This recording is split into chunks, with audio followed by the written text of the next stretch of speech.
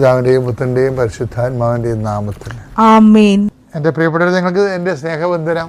നമുക്ക് പ്രാർത്ഥിക്കാം. അമ്മേ പരിശുദ്ധമ്മേ, അമ്മേ പരിശുദ്ധമ്മേ, ദൈവമാതാവേ, കൃപാസനത്തിലൂടെ ഞങ്ങൾക്കും ഞങ്ങളുടെ ദേശത്തിനും അമ്മ മധ്യസ്ഥം തേടി തന്ന എല്ലാ അനുഗ്രഹങ്ങൾക്കും കൃപകൾക്കും ഞങ്ങളിപ്പോൾ ഹൃദയം നിറഞ്ഞ നന്ദി പറയുന്നു. അമ്മേ പരിശുദ്ധമ്മേ, അമ്മേ പരിശുദ്ധമ്മേ, ദൈവമാതാവേ, 2004 ഡിസംബർ 7 തീയതി ഉച്ച കഴിഞ്ഞ് 2:30 കൃപാസനത്തിൽ സംഭവിച്ച അമ്മയുടെ പ്രത്യക്ഷപ്പെടലിനെ കുറിച്ച് തിരുസഭയ്ക്ക് സമർപ്പിച്ചിരിക്കുന്ന പഠനരേഖകളുടെ സഭാത്മകമായ പഠനം ആരംഭിക്കുവാൻ ഞങ്ങൾ പ്രാർത്ഥിക്കുന്നു.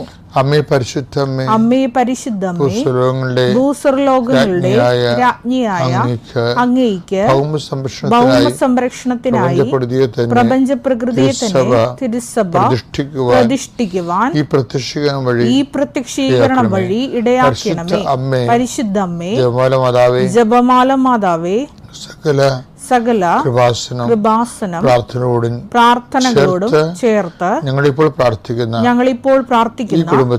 ഈ കുടുംബത്തിന്റെ പ്രത്യേക നിയോഗം. ഇന്നത്തെ നിയോഗം പറ മക്കളെ.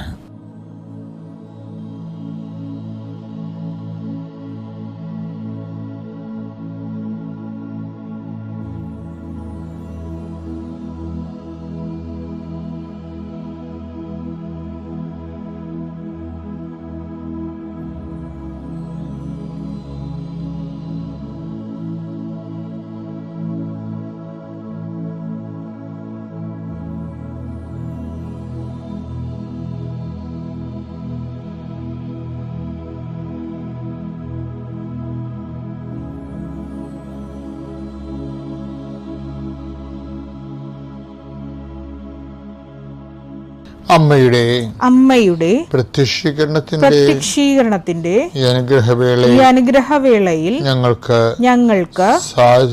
സാധിച്ചു തരുവാൻ കനിയണമേ. ആമേൻ. എന്റെ കർത്താവേ, നിന്റെ ഉന്നതമായ നാമത്തിന് സ്തോത്രം ചെയ്യുന്നു. എന്റെ കർത്താവേ, നിന്റെ വിശുദ്ധ പൗരോഹിത്യത്തെ മഹത്വപ്പെടുത്തണമേ. എന്റെ കർത്താവേ, സഭയിലുള്ള സാന്നിധ്യം പ്രകടമാക്കണമേ.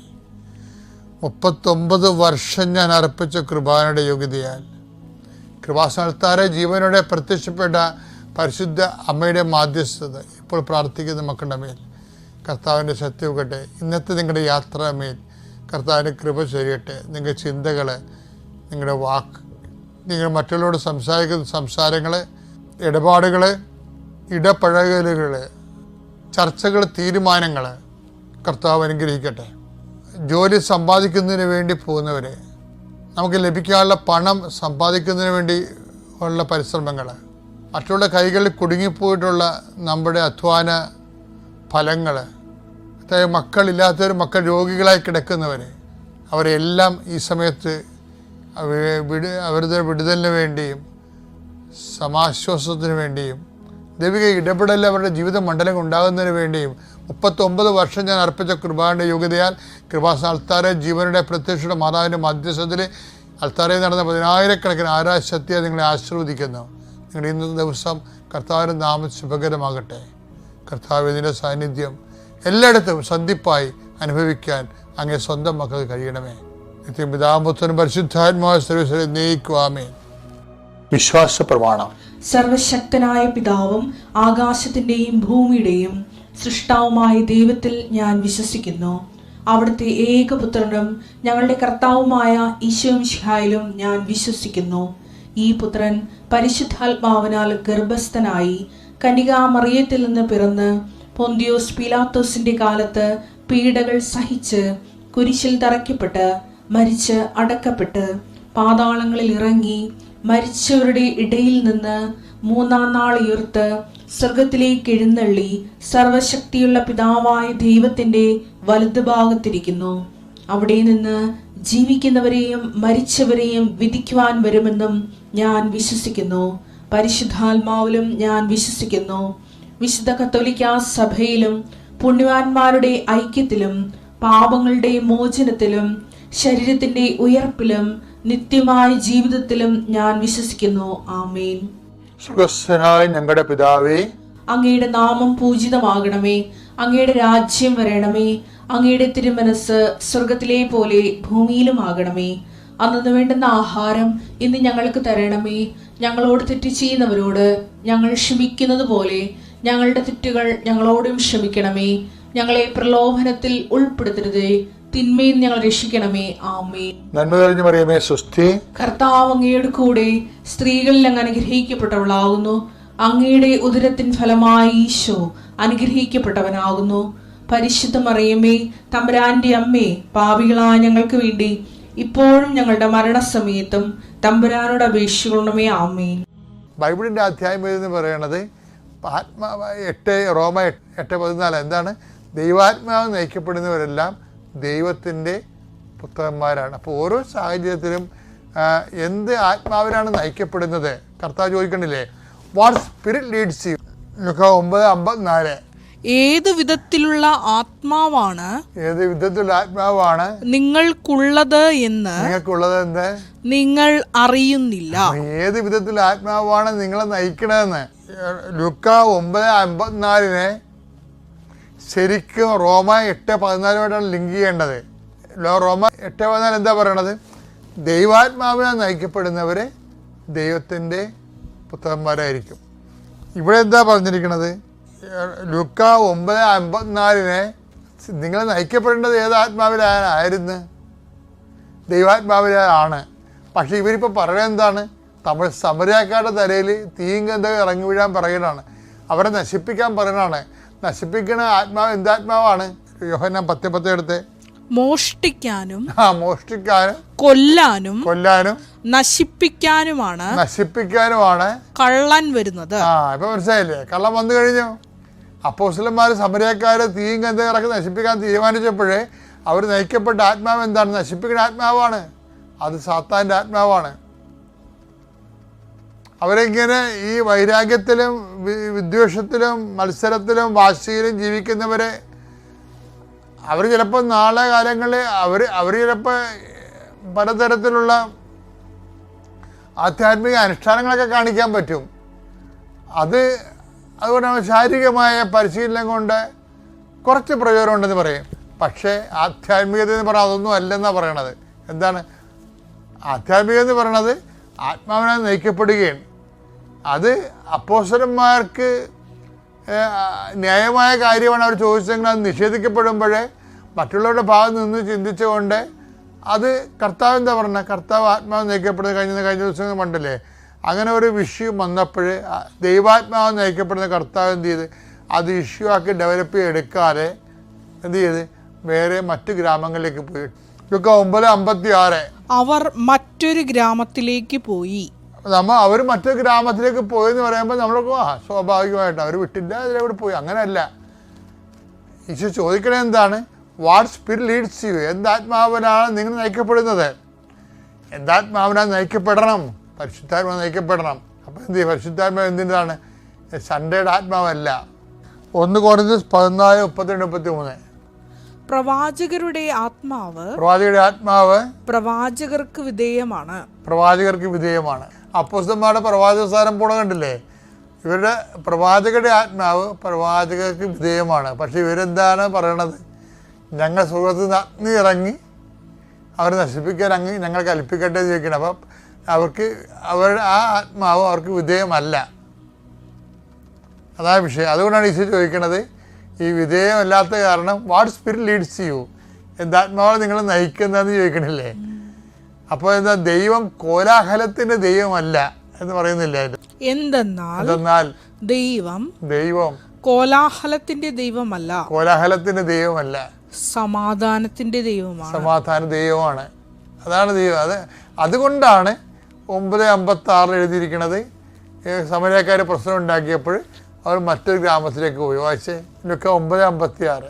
അവർ മറ്റൊരു ഗ്രാമത്തിലേക്ക് പോയി. അപ്പോൾ കോലാഹലമില്ല, സമാധാനത്തിൻ്റെ ആത്മാവാണ്.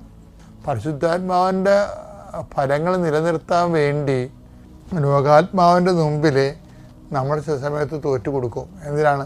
ദൈവത്തെ ജയിപ്പിക്കാൻ വേണ്ടിയാണ്.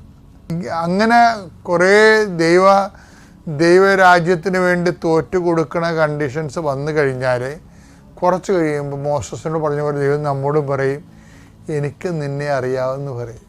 നമ്മുടെ ചരിത്രത്തിൽ നിന്നാണുള്ള അറിവാണത് ദൈവത്തിന്. നമ്മുടെ ചരിത്രം ദൈവം വായിക്കുവേ. മോസസിൻ്റെ ചരിത്രം ആരുടെങ്കിലും ചരിത്രം വായിച്ച് റിപ്പോർട്ട് കൊടുത്തിട്ടുണ്ടെങ്കിൽ അത് മോസസിൻ്റെ ചരിത്രമാണ്. ആ ചരിത്രം വായിച്ചിട്ട് അതിൻ്റെ സംവിത്ത് എന്താ ദൈവം പറയണത്, എനിക്ക് നിന്നെ അറിയാമെന്ന്.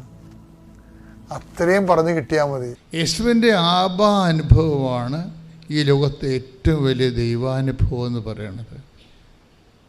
യേശുവിൻ്റെ ആപാനുഭവത്തിൻ്റെ ആകത്തുക ഞാൻ മനസ്സിലാക്കിയത് സ്റ്റിൽ ഐ ലവ് യു എന്ന് പറയണതാണ്. ശരീരം മുഴുവനും ഒരു വരഞ്ഞ് ഒരു കുറവിറച്ചിയായിട്ട് മുള്ളൊക്കെ തലയെ കുത്തിക്കയറ്റി ഇങ്ങനെ അർത്ഥനഗ്നനായിട്ട് ഇങ്ങനെ വിറകെ തൂങ്ങുമ്പോഴും അവസാനം പറയുന്ന വാക്കാണ് അപ്പായോട്, അപ്പാ ദിസ് ദ സിറ്റുവേഷൻസ്, ഇതാണ് എൻ്റെ അവസ്ഥ, സ്റ്റിൽ ഐ ലവ് യു. എന്താണ് അതിന് പകരം പറഞ്ഞ വാക്കുണ്ട്, അപ്പാ എൻ്റെ ആത്മാവിന് ഞാൻ സമർപ്പിക്കുന്നു. കൈയിടിച്ച് കർത്താവിന് ഹല്ലേലൂയ.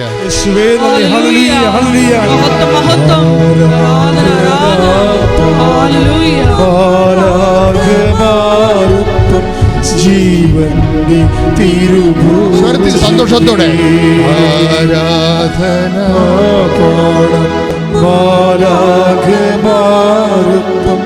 ജീവന്റെ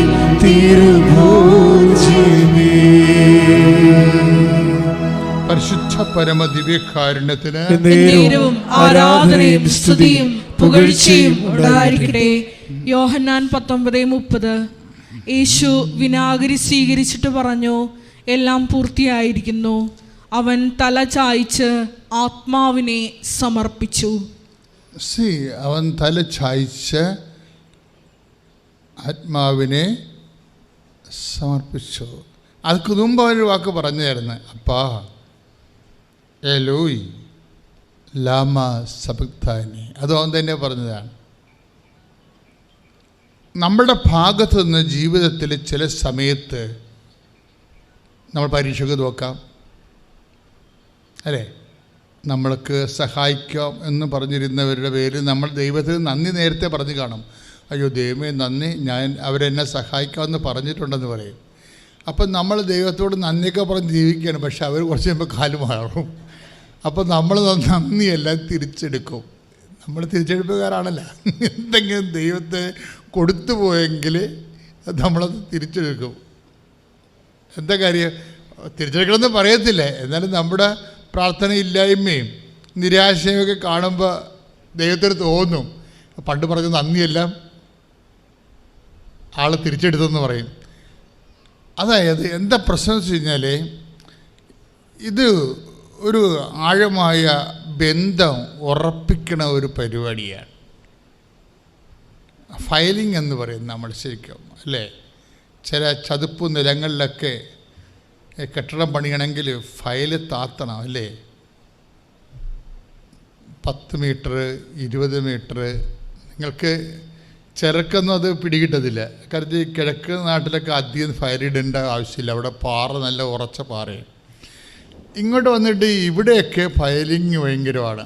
കലവൂര് അത്രയും വരുന്നില്ല. പക്ഷേ എൻ്റെ നാട്ടിലൊക്കെ 19 മീറ്ററൊക്കെയാണ് തൂണിറക്കി കളയണത് ഒരു കെട്ടിടത്തിൻ്റെ.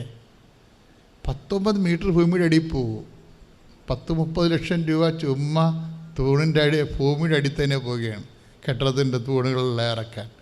അത് തന്നെ പാറയില്ല, മുട്ടണില്ല ഒരിടത്തും, ഇങ്ങനെ കുഴഞ്ഞ് ചെളി പോലെ കിടക്കുകയാണ്. അപ്പോൾ അവർ പതുക്കെ പതുക്കെ ഇത് ഇറക്കി പോകും. ഇപ്പം എന്നെ സംബന്ധിച്ചാൽ അപ്പം നോക്കും, നിങ്ങൾ ചോദിക്കും എല്ലാവരുടെ ഹൃദയവും ഇതുപോലെയാണ്.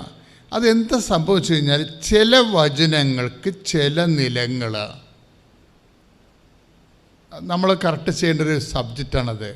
ഞാൻ എന്തിനാണെന്നറിയാവോ, നിങ്ങൾ ഇപ്പോഴും വീടില്ല, ജോലിയില്ല, വിവാഹം ഒക്കണില്ല, മക്കളില്ല, കുടുംബത്തിൽ കലഹമാണ്, മകൻ കഞ്ചാവാണെന്നൊക്കെ പറഞ്ഞൊക്കെയാണ് വന്നിരിക്കുന്നത് പലരും. ചിലരെങ്കിലും അങ്ങനെ, ചിലർക്ക് ജോലിയില്ല, സാമ്പത്തിക കടവാണ്. ഞാനിതൊന്നും ഇപ്പോൾ മൈൻഡ് ചെയ്യണില്ലല്ലോ. എന്താ കാര്യം?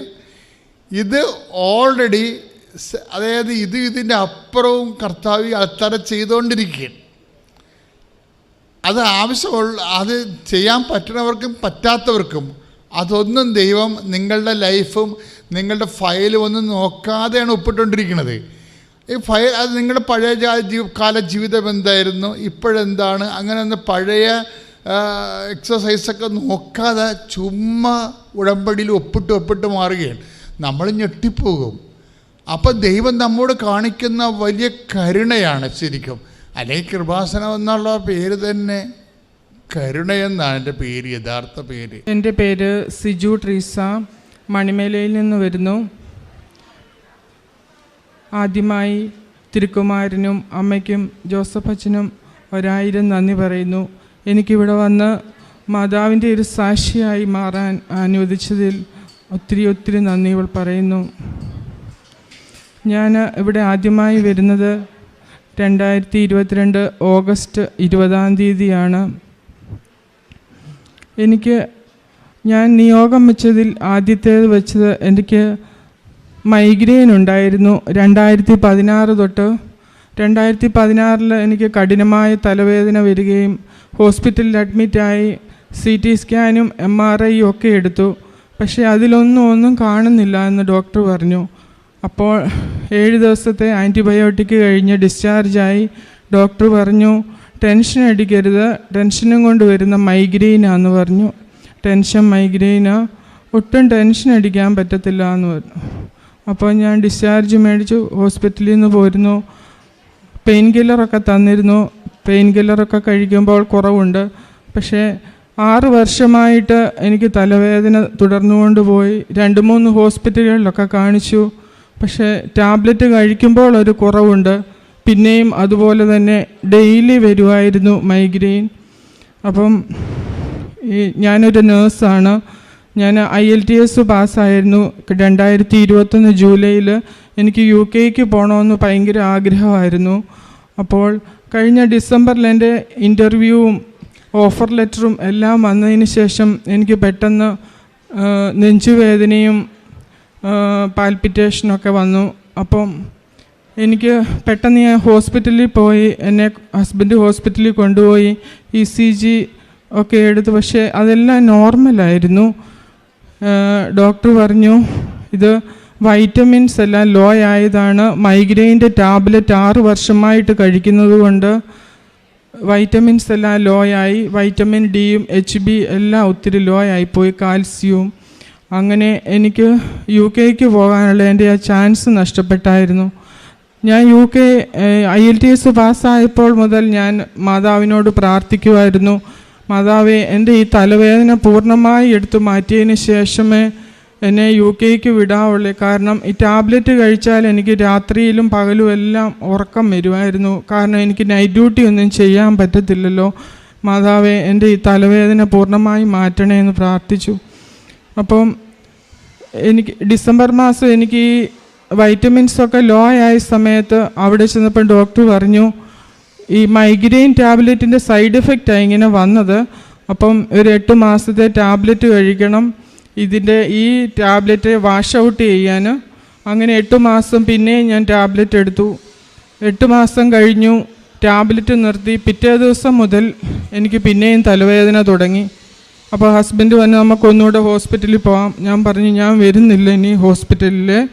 ഇനി ഞാൻ കൃപാസനത്തിൽ പോയി ഉടമ്പടി എടുത്തതിന് ശേഷം മാത്രമേ ഞാൻ ഇനിയും ഹോസ്പിറ്റലിൽ വരത്തുള്ളൂ എന്ന് പറഞ്ഞു. 1 മാസത്തെ താമസം ഉണ്ടായി ഇങ്ങോട്ട് വരാൻ. ഓരോ തടസ്സങ്ങളായിരുന്നു. 1 മാസം ഞാൻ പെയിൻ കില്ലർ എടുത്തു. ഉടമ്പടി എടുത്തതിന് ശേഷമേ ഇനി ഞാൻ ഹോസ്പിറ്റലിൽ പോകത്തുള്ളൂ പറഞ്ഞു. അപ്പോൾ ആ 1 മാസം ഞാൻ ടാബ്ലറ്റ് എടുത്തു. പിന്നെ ഓഗസ്റ്റ് 20 ഇവിടെ വന്നു ഉടമ്പടി എടുത്തു. ആദ്യത്തെ നിയോഗം തന്നെ ഞാൻ എൻ്റെ തലവേദന മാറാൻ വേണ്ടിയാണ് എഴുതിയത്.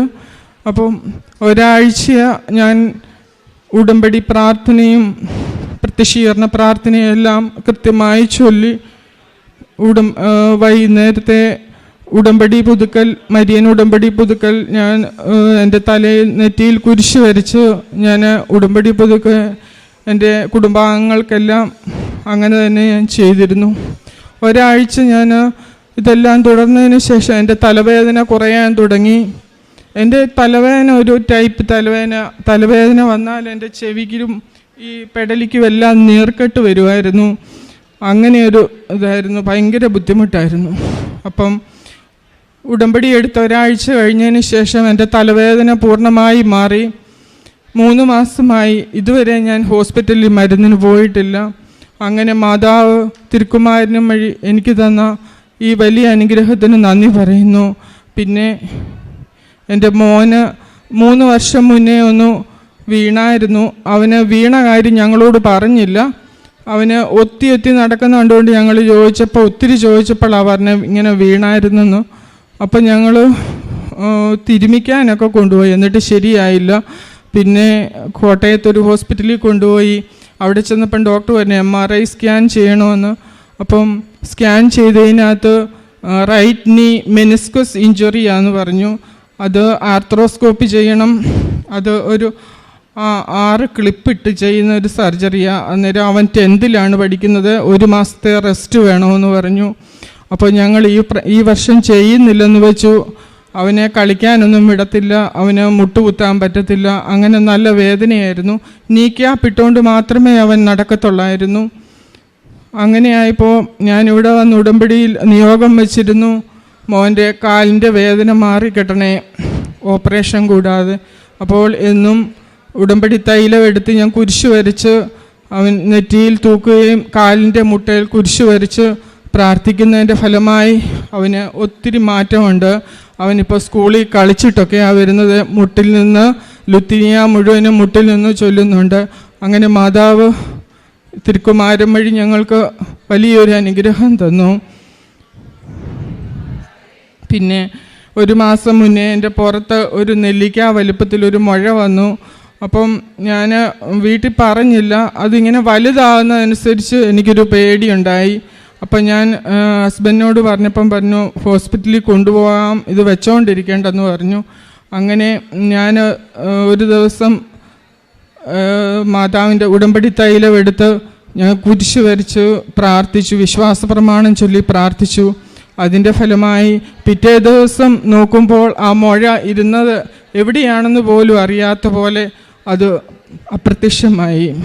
ഇത്രയും അനുഗ്രഹങ്ങൾ തന്ന മാതാവിനും തിരുക്കുമാരനും 1000 നന്ദികൾ പറയുന്നു. എൻ്റെ പേര് എലിസബത്ത്. ഞാൻ കാസർഗോഡ് ജില്ലയിലെ മാലക്കൽ ഇടവകയിൽ നിന്നും വരുന്നു. ഞാനിപ്പോൾ ഇത് 3-ാം പ്രാവശ്യമാണ് ഇവിടെ സാക്ഷ്യം പറയുന്നത്. ഞാൻ ഉടമ്പടി എടുത്തിട്ട് ഇത് 7-ാം പ്രാവശ്യമാണ് ഇന്ന് പുതുക്കുന്നത്. എനിക്ക്